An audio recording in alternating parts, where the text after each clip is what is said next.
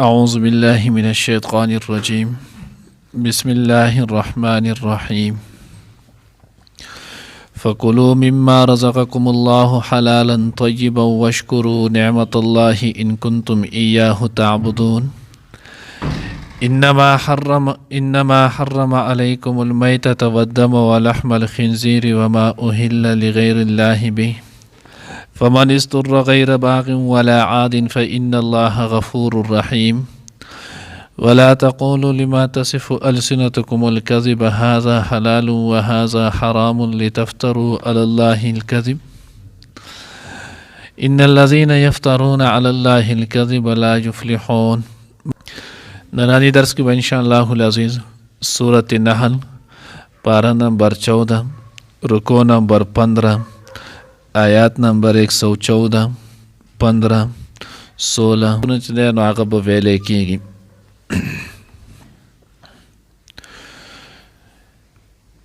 دینه مخکې چې نو هغه د کافرانو تذکره وشوله چې دوی د الله جل جلاله په نعمتونو باندې چې نو هغه کفر کوي، د هغې ناشکري کوي. نو اوس دې کې د هغې ناشکرۍ چې نو هغه ذکر کېږي.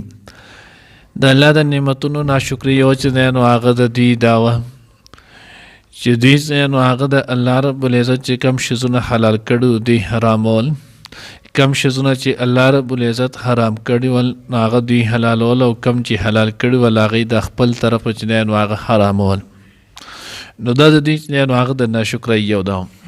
نو الله جل جلاله نو ولنی حکم او مسلمانان ته چې نو هغې هم دا وکړنو فکلوا مما رزقکم الله حلالا طیبا، تاسو چې نو هغه خورئ پاک حلال طیب مالو.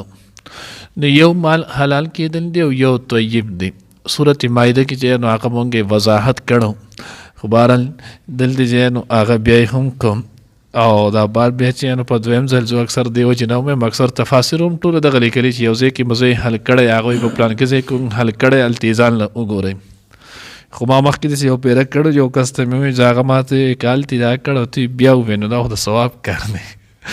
ما ته هغه خبر د هغه رایاده شي نو زه یې ځکه دوباره چې نو هغه بیا تکرار کړم.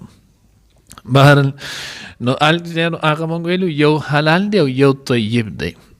نو حلال آیت ویلی کېږي چې د الله او د الله د رسول د طرف نه چې نو د هغې اجازت سړي ته میلاو شوي چې دا شی حلال دی دا خورئ. لکه مثال په طور کې غنم حلال دی، غوا حلاله ده، بیزه حلاله ده، میخه حلاله ده. اوس دا حلال شیزونه دي، اوس دا حلال شیز نو هغه خورئ. الله وایي دا حلال دی، چرګ حلال دی. نو اوس چې کله دا شیزونه حلال دي خو بیا چې نو هغې خوراک حکم دی. خو دویم شرط ورسره الله لیکلی دی طیبو طیبا. نو طیب دې ته ویلی کېږي چې د هغې سره د بل چا حقو نه یې لګېدلی، چې د بل چا حقو سره نه یې لګېدلی. نو دا اوس حلال هم شو او طیب هم شولو. نو اوس مثال په طور کې غنم دی خو پردي دي راوړل، نو حلال خو دی خو طیب چې دی نو هغه نه دی. بیزه ده خو پردی چې دی نو هغه دې ونیوله حلاله کړم. چرګ دی حلال دی خو پردی چې دی نو هغه دې ونې وخورئ. نو ځکه الله وی چې مال خورئ نو حلال خورئ چې د الله او د الله د رسول د طرف نه د هغې د خوراک اجازت شوي.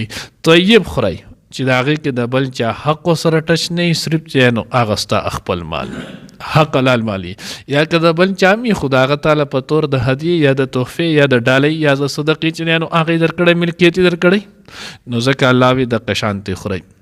او حدیث مبارکه کې هم راځي الله پیغمبر فرمایي لا یحل مال امرئ الا بطیب نفسه. د یو مسلمان چې نو هغه مال هغه حلال نه دی مګر چې نو هغه د زړه په خوشحالۍ سره. واشکروا نعمت الله ان کنتم ایاه تعبدون. او الله وایي د الله چې نو د نعمتونو شکر ادا کوئ که چېرته تاسو د هغې الله عبادت کوئ. نو د خدای د نعمت شکر، نو د الله د نعمت د شکر چې نو هغه دوه طریقې دي، یو بالفعل دی بالعمل او یو چې نو هغه باللسان بالقول دی. یو دا دی چې سړي له الله پاک یو نعمت ورکړی دی، دغه نعمت د الله رب العزت د الهي کلمت الله دپاره د الهي دین دپاره چې نو هغه ولګوي. دا د دغه نعمت چې دی نو هغه اصلي شکر دی. او دویم چې نو هغه د جبې شکر دی. نن موږ چې نو هغه د جبې شکر ډېر ادا کوو خو عملا شکر چې نو هغه نه ادا کوو. حالن کې عملا شکر چې نو هغه واجب دی، د جبې شکر چې نو هغه مستحب دی. نو ځکه الله وی وشکروا نعمت الله ان کنتم ایاه تعبدون. انما حرم علیکم المیتة والدم ولحم الخنزیر وما اهل لغیر الله به. الله چې نو هغه تاسو باندې حرام کړی شوی دی. المیتة مردار خوړل چې دی نو هغه حرام دی. والدم وینه چې نو هغه حرام ده. نو دم نه مراد دم مسفوح چې دی نو هغه دی. هغه وینه چې کوم د ذبح په وخت کې د ساوري نه چې نو هغه بهیږي، کم چې دوه رنګه چې نو هغه د وینې رګونه او د هغې نه چې کومه وینه بهیږي نو دغه دم مسفوح دا چې نو هغه حرامه ده. که په جامو ولګي د جامې بیل مازه کوي، که په اوبو کې ولګي د اوبه بیل مازه کوي، که په صابن چې نو هغه شو نو هغه ځای انزل دغه چې نو هغه لازمي دی، دا حرام دی. نو ځکه وایي چې نو ودمه د دې نه وروسته که خیال مو کړی کله سړی سوری حلال کړي یا چرګ حلال کړي یا هر یو شي چې داسې حلال کړي، د دې نه دم مسفوح ووتله او بیا سړی د کساب خواته ولاړي یا د دوی چې نو خواته ولاړي او دوی چې نو هغه بیا کله هغه ساورې و خلکو لکه ټک ټوک کوي وړوکی کوي یا دا کوي، دغې نه چې بیا کبیداري وشوې دغه وینه چې نو هغه نجس نه ده. خو نه انزل او دی بیا هم ښه خبر ده چې وینځلی شي، بل کس په تردد کې وانچولی شي. ولحم الخنزیر او غوښه د خنزیر، نو د خنزیر هر اندام چې نو هغه نجس دی، ځکه خنزیر چې نو هغه نجس العین دی. خو دلته چې نو لحم الخنزیر د دې وجې نه چې نو هغې ویلو چې خنزیر چې نو دلته د ځای د خوراک چې نو هغې تذکره پکې کېږي، نو ځکه الله پاک چې نو لحم الخنزیر وایي. که نور د خنزیر اخته بیلمازه دي، د هغه غوښه بیلمازه ده، د هغه هډوکی بیلمازه دی، د هغه چربي بیلمازه، هر یو شی چې دی نو هغه بیلمازه نجس العین دی. که ولګېدو سره نو تا هم بیلمازه کوي. وما اهل لغیر الله به، او څلورم هغه څه چې په هغې باندې د غیر الله نوم چې دی نو هغه واغوستلی شي د تقرب او د قربت په نیت باندې، د قربت په نیت باندې د هغه په نوم چې دی نو هغه یې کوي. لکه اکثر مثال په طور کې خلک وایي چې دی نو هغه دا شیز العالم د پیر بابا په نوم باندې حرام دی. اوس یې نو هغه فتاوی عزیزیه کې چې نو هغه شاه عبدالعزیز محدث دهلوي رحمت الله علیه چې نو هغه لیکلی دي، وایي که په دې باندې تو سل پیرې بیا د خدای نوم واخلې خو دا حلالېږي نه، ځکه دا د غیر الله په نوم باندې چې نو هغه حلال شو. اوس دا یوازې ژبه نه ده، هر هغه شی چې دی د غیر الله په نوم باندې شولو دا شی چې نو هغه حرام شو په نص سره. د جنواري یو مسله جدا هغه بل دا ده چې سړی یو کار وکړي او چاته چې نو هغې هدیه کې ثواب ورکړي، هغه کولی شي. لکه مثال په طور کې زه د خپل مور پلار دپاره چې نو هغه دا پسکوری حلالوم مې د الله په نوم، د هغوی ته ثواب چې دی نو هغه به هم داسې شته. خو د دې نه علاوه بیا لکه خلک چې نو هغه یا دیوانه بابا لو یا سیدو بابا لو یا پیر بابا لو یا بل یو بابا نه دی له بیا هغه ځای کې چې حلالوي نو دی هلته د تقرب په نیت بیایي.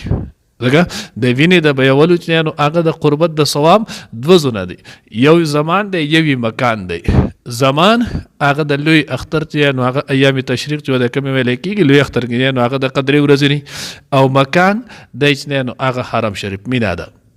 نو دې دوه ځونه کې چې نو هغې ثواب دی. دې نه مازیوا په بل ځای کې د وینې بیول یا د عیز ته د ساوري بول د هغې سره ثواب شته نه، دا دوه ځونه چې نو هغه دي. نو ځکه الله وایي ما اهل لغیر الله به، او آسه چې په هغې باندې غیر الله نوم واسطه شي، فمن استر غیر باغ ولا عاد. بیا هغه څوک چې نو هغه مجبوره شي، نوي چې نو هغه نافرماني کوونکی ولا عاد نه د حد نه تېروتونکی، یعنې یو سړی سخت وږی دی او د ډېرې اولګي د لاسه چې نو هغه د هلاکت ته نږدې دی، د ډېرې تندې د لاسه دی چې نو هغه هلاکت ته نږدې دی مري او د سر څه نشتی. نو ګوره الله داسې نه وایي چې دی بیا پردی پټۍ مات کړي، ډېرې پردی دکان مات کړي، دی چې نو هغه د پردي مسلمان نه د غلا وکړي، نه هغه د دې نه سخت حرام دی. الله وایي په دغه وخت کې تو بیا مرداره خوړی شي. ان تر دې که تو د تندې د لاسه مرې او نور څه نه او صرف ستا خواته یا میچازې پرتې دي یا شراب پراته دي، د دې دوو شیزونو نه محچین او بل شی مهیا کېږي نه، نو یې دغه په طور د کفایت څکلی شي، دومره وس کې چې په هغې باندې ستا روح چې دی نو هغه بچ شي دا به کې. که دې ونه کړله نو بیا دغه دې ونه څکل نو د خودکشۍ په ګناه کې چې نو هغه راځي، ځکه الله درته اجازت کړی نو دغه به کې، خو د دې نه سیوا چې دی نو هغه به نه کړي. نو ځکه الله وایي فمن استر غیر باغ ولا عاد فإن الله غفور رحیم. ولا تقولوا لما تصف ألسنتكم الكذب هذا حلال وهذا حرام. لکه څنګه چې مخکې جنیانو سورت انعام او سورت مائده کې هلته تېر شوي ول، نو دوی به د خپل د طرفه جنیانو هغې دا شیزونه حلال دي او دا حرام دي، کله به جنیانو هغه جنیانو دا حلال دي لذکورنهم وحرام علی النساء، دا زموږ د سړو دپاره جایز دی او د ښځو دپاره چې نو هغه ناجایز دی، کله وی دا د ښځو دپاره صحیح دی او د سړو دپاره ناجایز دی. کله به د دې چې نو هغه غوښه جایز ده او وازګي چې نو هغه ناجیز دي. الله وی د اختیار تاسو له چا درکړي. د حلال او حرام اختیار دا صرف او صرف د یو د الله د ذات سره دی. د الله نه ما سوا د پیغمبر سره هم چې نو هغه د اختیار نشتی. قرآن احادیث په دې گواه دي دنیا شي. حضور علیه الصلاۃ والسلام چې نو هغه یو مکه کې چې نو هغه دا وکړلو ازواج مطهرات سره چې نو هغه به کېناستلو مازیګر نه وروسته د حضور ترتیب داولو. اوس مونږ له دغه سنتو نه ټول ګوره محروم یو. هغه خو علی چې کله 3 څلور چې نو هغه ښځې د یوې نه سیوای نو بیا دغه سنت ادا کولی شي چې مازیګر نه وروسته چې نو هغه یوې کړ لاړ شي بیا بلې کړه بیا بلې کړه بیا بلې کړه بیا بلې کړه نو دی چې نو هغه مشترکه ټایم ورته ټولو. نو حضور علیه الصلاۃ والسلام چې نو هغه تلو حضرت حفصه رضی الله تعالی عنها چې نو هغه بوله په دغه وخت کې شربت کولو یا زینب رضی الله تعالی عنها نو دی بول د ګبین چې نو شربت کوم. نو باقی پیغمبران چې نو بیبیانو دا صلاح وکړه چې حضور کله راشي نو موږ به چې د الله رسول استاسو د خلینو چې نو د مغافر بوی راځي او د حضور به د بدبوی د شینه چې نو هغه ډیر زیات ځان ساتلو صرف د دې لپاره چې د الله پیغمبر رحمت دې چې زما سره ډیر کینی بلې وی چې زما سره ډیر کینی. نو په دغه وجه نو چې کله د قشانتی وکړلو نو حضور علیه الصلاۃ والسلام ته نبی رسول الله خزه سموای خو زه به بیا چې نو هغه د ګبین نسکم بس نن نه بعد چې نو حرام زه به دا چې نسکم. الله صاحب سورته تحریم راولېګلو یو کم درشم سپاره کی لمجانو هغه لما تحرم ما احل الله لك تبتغي ازواج مرضاتك نو دوی چې نو هغه د دوی مرضی چې نو هغه د دوی خوشحالي تلاش کی د اختیار چې نو هغه ستاسو لپاره نشته. بهرحال دې ډېر شي چې نو هغه واقعیت دي. نو ځکه الله وایي چې نو هغه کم دي بیانوي وهذا حرام لتفتروا على الله الكذب د دې لپاره چې تاسو وتړئ په الله باندې دروغ. ان الذين يفترون على الله الكذب یقینا هغه کسان چې داغه دروغ تړي په الله باندې لا يفلحون دوی به چرته چې نو هغه هم کامیاب نشي. الله رب العزت چې موږ ته نو هغه صحیح پوهه نصیب کړي.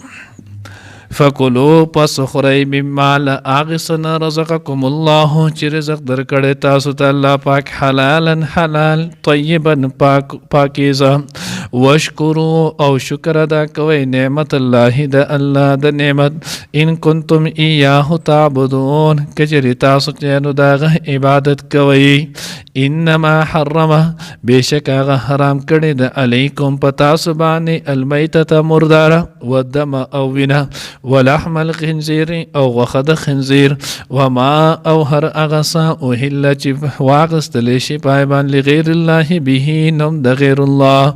فمن اضطر غیر باغ بیا څوک چې مجبور شي چې نه وي هغه نافرمانه ولا عاد او نه د حد نه تېروتونکی فإن الله نو بېشک الله تعالی غفور بخونکی رحیم مهربان دی.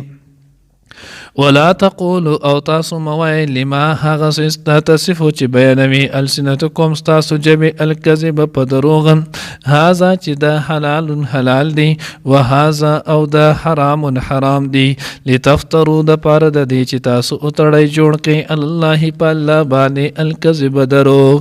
ان الذين بشکا کسان یفترون چې تړي علی الله په الله باندې الکذب دروغ لا یفلحون هغوی بچنه نو کامیاب نشي.